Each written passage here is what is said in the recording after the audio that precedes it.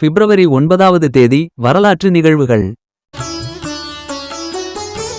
William Morgan கைப்பந்தாட்டத்தை கண்டுபிடித்தார். 1895 எரிவெள்ளி கூட்டம் ஒன்று வடக்கு மற்றும் தெற்கு அமெரிக்க பகுதிகளில் தென்பட்டது.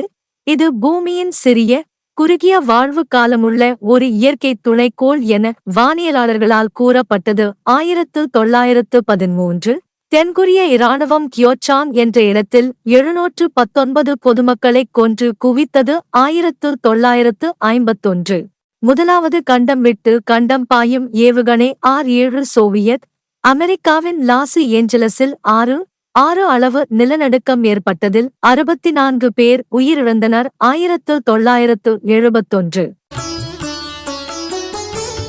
சந்திரனில் தரையிறங்கிய மூன்றாவது விண்கலம் அப்பல்லோ 14 3 அமெரிக்கர்களுடன் வெற்றிகரமாக பூமி திரும்பியது. 1971 சோயூஸ் 17 விண்கலம் பூமி திரும்பியது. 1975 ஏலியன் வால்வெள்ளி சூரியனுக்கு அண்மையில் 8.5 கோடி கிலோமீட்டர் தூரத்தில் வந்தது.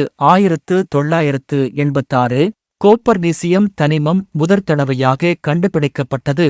1996 இந்தோனேசியாவின் பண்டன் நகரில் இசை நிகழ்ச்சி ஒன்றில் இடம்பெற்ற நெரிசலில் சிக்கி 11 பேர் உயிரிழந்தனர். 2008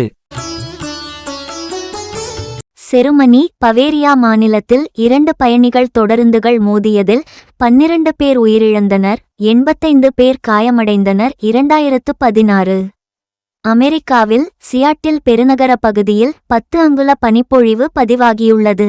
இது அந்த பிராந்தியத்தில் கடந்த 70 ஆண்டுகளில் பதிவான அதிகபட்ச பனிப்பொழிவாகும். 2019 தமிழ்நாட்டிற்கும் காசிக்கும் இடையேயான உறவுகளை வலுப்படுத்தும் நோக்கில் காசி தமிழ் சங்கமம் 3.0 நடத்தப்பட்டது. 2025